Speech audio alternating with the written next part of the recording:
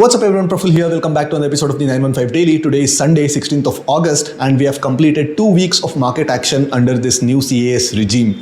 And interesting thing is, last 10 days में 10 out of 10 candles we have seen green candles during CAS and इसका major reason ये है sell side liquidity में participation नहीं है because sell side liquidity में participate करने के लिए people need to own the shares and हमारा जो SLBM mechanism है इतना ज़्यादा restricted है, so there has been very limited participation from the sell side. But on Friday we have got a news from NSE where the SLBM mechanism now allows borrowing of shares for a short term duration as short as 1 day period. So people are expecting that probably the volumes might increase, probably the participation might improve during this CAS. But whether it's going to be the case, time has to tell.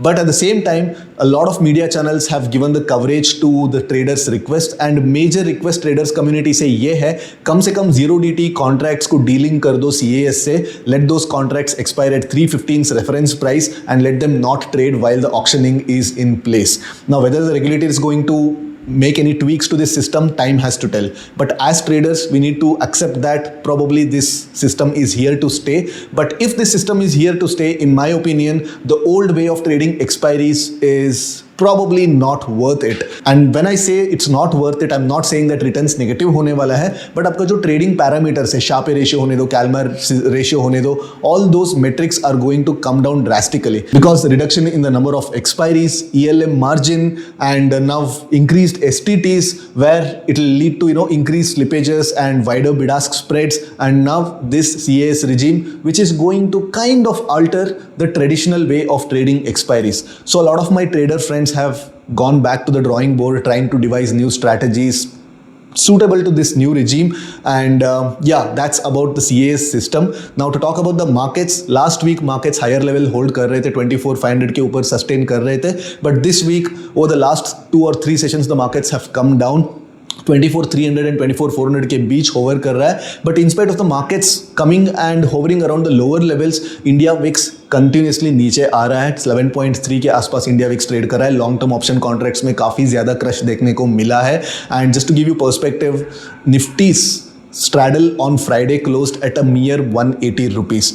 Imagine this 180 rupees is carrying the risk of weekend, carrying the risk of the trading day on Monday, the overnight risk of Monday, the trading day risk of Tuesday, and then the small jump risk during the CAS on the day of expiry. So in my opinion, the risk reward ratio is extremely poor for the option sellers trying to go short wall or short gamma at these premiums with all the things that are going around. So tomorrow is 1DT on Nifty and most probably markets flat ही खुलने वाला है because weekend पे कोई कुछ खास news आया नहीं है. I'm expecting the straddle to open somewhere around 150-ish, so which will not leave much room for the option writers to eat that wall crush or theta DK.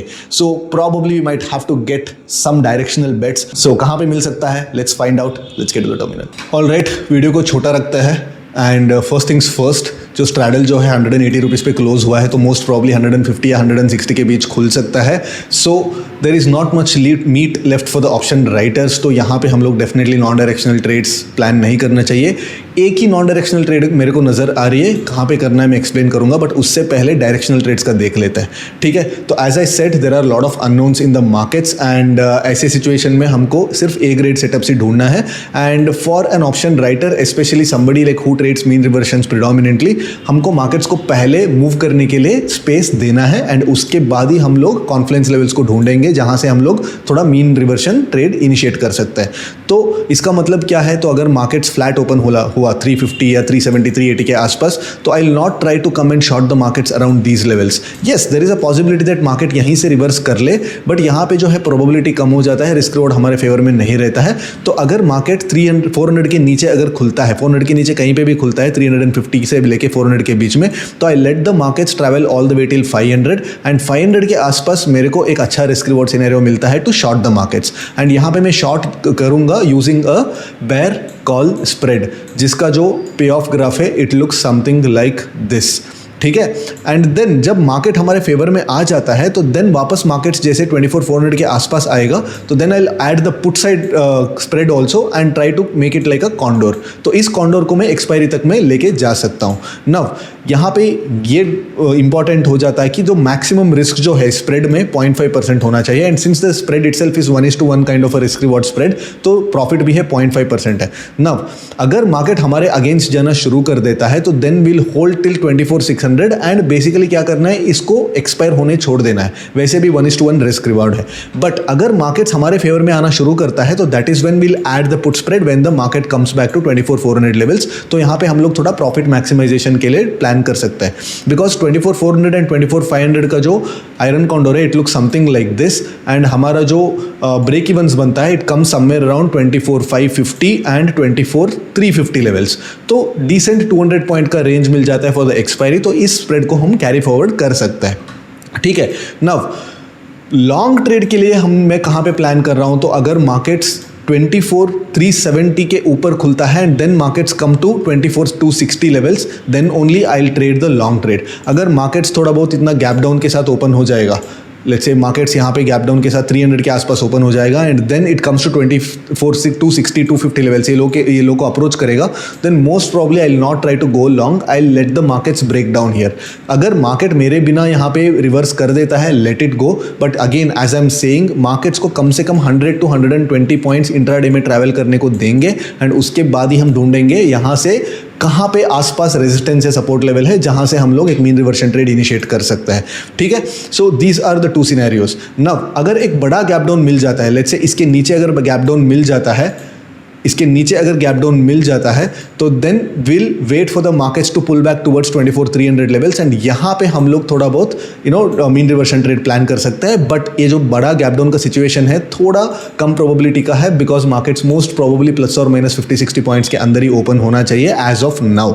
ठीक है। Now अगर मार्केट एक बड़ा gap up के साथ 24,500 के आसपास open होता है, डायरेक्टली यहाँ पे जंप करके 24,500 के आसपास ओपन होता है, देन 24,500 का जो स्ट्रैडल है it makes perfect sense. Now इस ट्रैडल को हम लोग सिर्फ इंट्राडे के लिए ट्रेड करेंगे, will not carry forward it to the expiry, because again delta neutral trades को मैं कैरी फॉरवर्ड करने के लिए I am not very keen, because first is there is a delta risk also and then there is vol risk also, because markets दिखाया है कि like 140 rupees का straddle भी खुला है एंड 100 रुपीज़ का स्ट्रैडल 315 के आसपास भी ट्रेड किया है and it's just been 2 weeks since the CAS has been launched, so it is a completely uncharted territory, uninhabited space है। तो we should give like some more space and some more time for the markets to evolve in this regime. तो अगर हमको trade भी करना है तो generally delta based trades ही करो, so that like the number of unknowns are less. Generally wall trade में क्या हो जाता है, like you have two risks, right? One is wall risk and another is delta risk. अगर बड़ा तेजी से मार्केट मूव करता है without any spike in the straddle, then also your non-directional trade will lose.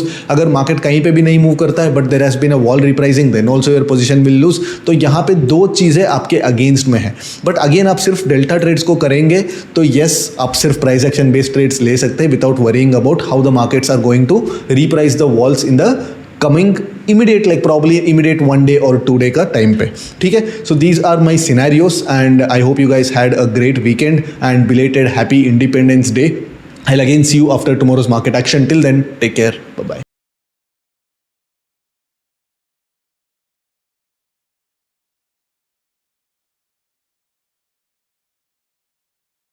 Investment in securities market are subject to market risks. Read all the related documents carefully before investing. Please read the risk disclosure documents carefully before investing in equity shares, derivatives, mutual fund, and or other instruments traded on the stock exchanges.